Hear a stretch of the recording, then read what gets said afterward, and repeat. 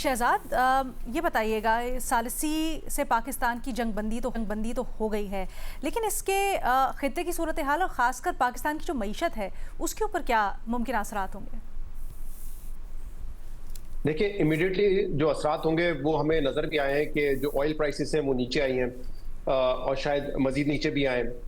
پاکستان کی stock market, دنیا بھر کی سٹاک مارکیٹ جو ہے اس میں آپ نے آج اضافہ دیکھا ہے، اور شاید جو ایک خدشات تھے کہ اگر یہ اسٹریٹ آف ہارمز بند رہتا ہے تو سپلائز کا بھی ایک ایشو ہوگا، تو وہ تو پاکستان کو نہیں پیدا ہوگا۔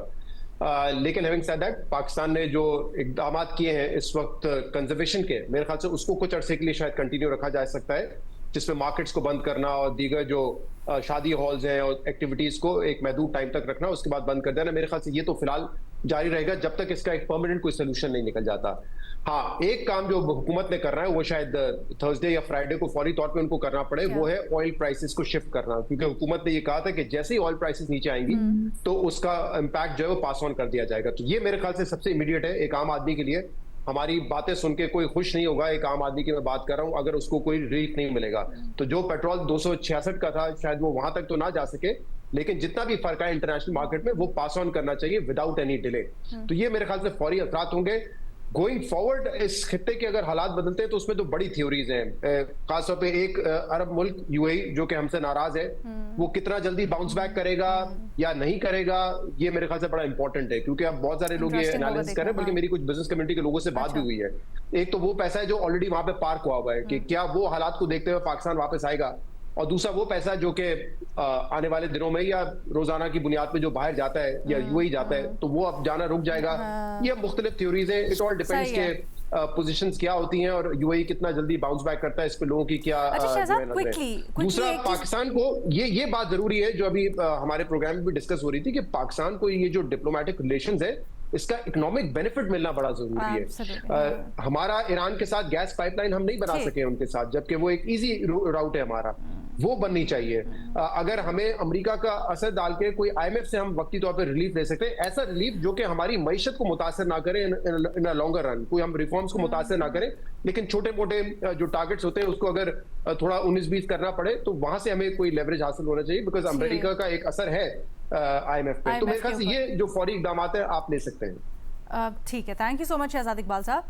اچھا ریما، کل ہم نے دیکھا بلکہ اس سے پہلے بھی کہ امریکی صدر ٹرمپ کی جانب سے بہت اشتعال انگیز بیانات سامنے آ رہے تھے، پھر کل جو پوری ایرانی سویلائزیشن کو تباہ کر دینے والا، ملیا میٹ کر دینے والا بیان تھا، وہ تو بہت ہی شدید اور اس نے پوری دنیا کو تشویش میں مبتلا کر دیا، لیکن یہ تشویش اور یہ رد عمل اتنا مؤثر نہیں تھا جس کی توقع کی جا رہی تھی۔ پھر آبویسلی بڑے ادارے جیسے یو این اور دیگر واچ ڈاگز، ان کی طرف سے بھی توقع کے مطابق رد عمل نہیں آیا۔ یہ کیا ظاہر کرتا ہے، یہ کیا پیغام ہے؟ کیا یہ کہتا ہے کہ افادیت کھو چکے ہیں اس طرح کے بین الاقوامی ادارے اپنے؟ لینا، جو ڈونلڈ ٹرمپ کی ٹویٹ تھی وہ امریکہ کے اپنے قوانین کے بھی خلاف تھی، تو آپ بین الاقوامی قوانین تو چھوڑ دیں، ان کے اپنے قوانین کے خلاف تھی۔ وہاں پہ کیا ہو رہا ہے، امریکہ میں انٹرنلی کیا ہو رہا ہے پریزیڈنٹ ٹرمپ کو اکاؤنٹیبل ٹھہرانے کے لیے؟ کچھ بھی نہیں۔ تو آئی تھنک اوور آل یہ ایک بہت میرے لیے تو تشویشناک وقت ہے، کیونکہ جو ادارے انٹرنیشنلی جن کی رسپانسبلٹی ہے، آپ سیکیورٹی کاؤنسل دیکھ لیں جس کی ذمہ داری ہے دنیا میں امن قائم کرنا، وہ کس طرح بالکل فیل کر چکی ہے۔ سیکیورٹی کاؤنسل نے ایک ریزولوشن پاس کی ایران پہ، اور اس میں ایران کو ہی قصوروار ٹھہرایا کہ وہ باقی جو گلف ممالک ہیں اور جارڈن، ان پہ جو ہے حملے کر رہی ہے۔ تو یہ تو حال ہے ان کا۔ اگر آپ U N security council resolutions اٹھا کے دیکھیں تو آپ کو کیا صحیح پرسپیکٹو ملتا ہے کہ اس جنگ میں اگریسر کون تھا، وکٹم کون ہے؟ بالکل نہیں ملتا۔ So as far as institutions go یہ حال ہے۔ اکاؤنٹیبلٹی کی آپ بات کریں، اس میں آپ دیکھیں امریکہ کا کیا سے ہے کہ آئی سی سی کو وہ اسرائیل کو اکاؤنٹیبل ہی نہیں ٹھہرانے دے رہا۔ جن لوگوں پہ اریسٹ وارنٹس نکلے ہیں ان کے خلاف جو ہے امریکہ جو ہے سینکشنز لگا رہا ہے۔ تو when it comes to accountability یہ حال ہے۔ لیکن پھر بھی میں کہوں گی کہ جو نارمز ہیں، جیسے ہم جب کہتے ہیں کہ وار کرائمز ہو رہے ہیں، کہ ڈونلڈ ٹرمپ کی جو ٹویٹ ہے وہ جینوسائڈ کا ذکر کریں، تو وہ نارمز جو ہیں ان کو ہمیں میرا خیال ہے we have to save them. کہ ایسا نہ ہو کہ ہم ان کی بالکل ہی جو اہمیت ہے وہ ختم ہو جائے، کیونکہ ہمارے ڈسکورس میں صحیح کو صحیح کہنا، غلط کو غلط کہنا، اس میں وہ نارمز جو ہیں وہ بہت ہماری مدد کرتے ہیں. تو ایز فار ایز نارمز گو، میرا خیال ہے ان کی اہمیت ہونی چاہیے، اور بہت سے ممالک پاکستان سمیت ہے، لیکن اکاؤنٹیبلٹی کے بغیر، انسٹیٹیوشنز کے بغیر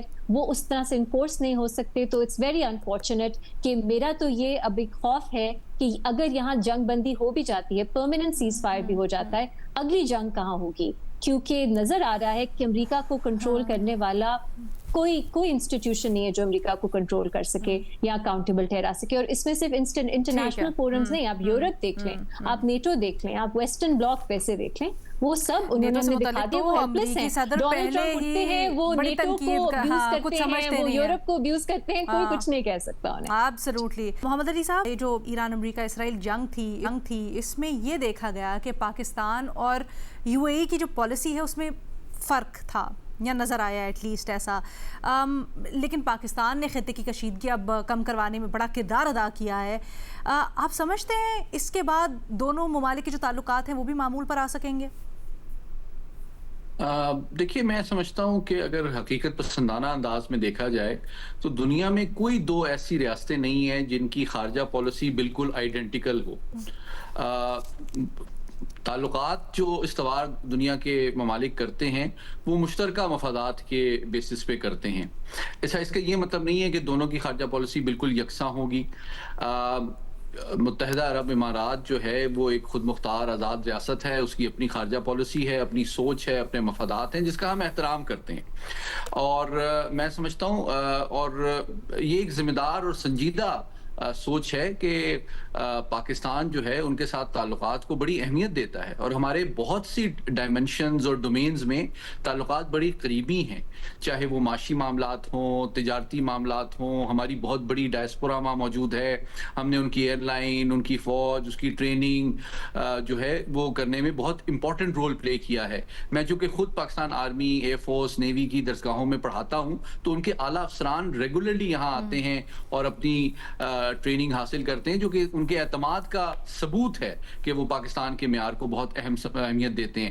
تو میں سمجھتا ہوں کہ ہمارے تعلقات کوئی خراب نہیں ہوئے ہیں. دوسری بات، میں اس غلط فہمی کا بھی ازالہ کرنا ضروری سمجھتا ہوں کہ جو ان کی ہم نے رقم واپس کی ہے اور اگلے جون میں بھی ہم نے کرنی ہے، تو وہ نارمل پروسیس ہے کہ جب ہمیں ضرورت تھی تو ہم ان کے شکر گزار ہیں کہ انہوں نے ہماری مدد کی تھی. اور ہم وہ جب ٹرم اس کی ختم ہو رہی ہے، وہ ڈیو ہے، تو ہم جس طرح IMF کو واپس کرتے ہیں، ان کو بھی کر رہے ہیں شکریہ کے ساتھ. تو اس کا مطلب یہ نہیں ہے کہ کوئی ہمارے تعلقات میں کشیدگی آ گئی ہے. ہمارے تعلقات الحمدللہ بالکل ٹھیک ہیں، اور ہم ان کی رائے، سوچ اور خارجہ پالیسی کا احترام کرتے ہیں اور کرتے رہیں گے، اور ہمیں کرنا بھی چاہیے.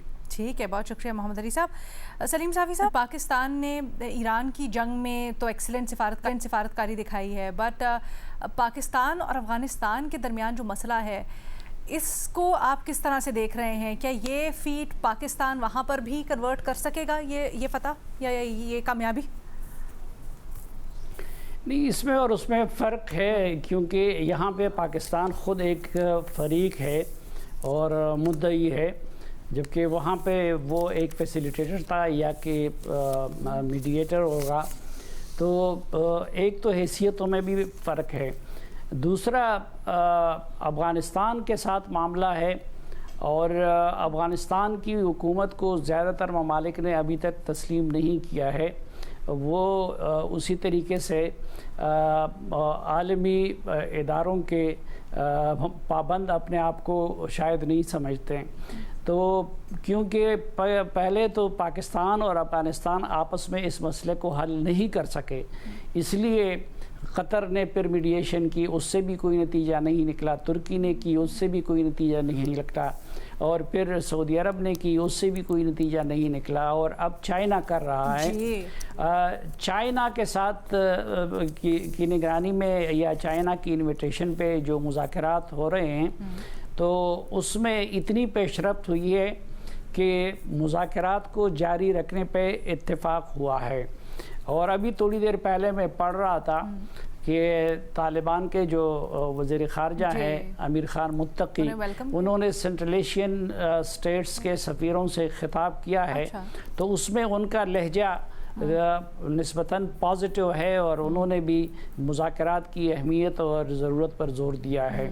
तो ये हम कह सकते हैं कि जो अब चाइना की मीडिएशन में इतनी प्रोग्रेस हुई है कि मुज़ाकरात को जारी रखने पे इत्तेफाक हुआ है, लेकिन एक प्रॉब्लम ये भी है कि वो बड़े लो लेवल के शख्सियात के दरमियान हो रही हैं, ना मिनिस्टर्स हैं सर वो ना कता कलामी की माजरत साफ़ी साहब, प्रॉब्लम वही है ना जो पहले भी मुज़ाकरात के अंदर गारंटी मांगी जा रही है बार बार अफ़गानिस्तान से कि उनकी ज़मीन पाकिस्तान के ख़िलाफ़ इस्तेमाल नहीं की जाएगी दहशतगर्दों की तरफ से, दस्तबरदार हो जाएंगे वो टीटीपी और दीगर ग्रुप से।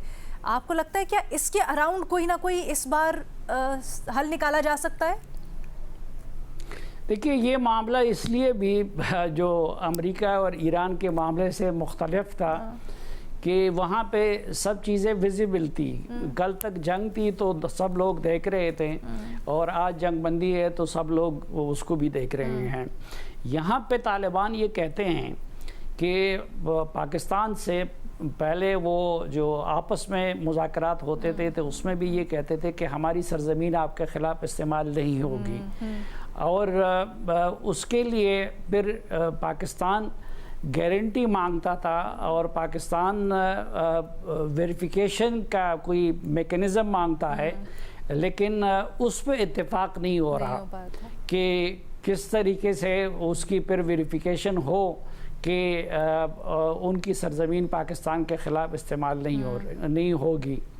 तो ये एक बुनियादी अभी भी वजह नज़ा जो बना है जिसकी वजह से मुज़ाकरात तूल पकड़ रहे हैं, तो वजह उसकी यही है कि ये वेरिफिकेशन का अमल जो है उसके लिए मेकनिज़म पे इत्तेफाक नहीं हो रहा। या तो अफ़गानिस्तान इसको माने या फिर किसी न किसी तरह वर्क अराउंड की इस मामले के कोई हल निकाला जाए। वो कैसे है ये अब गौर करना पड़ेगा।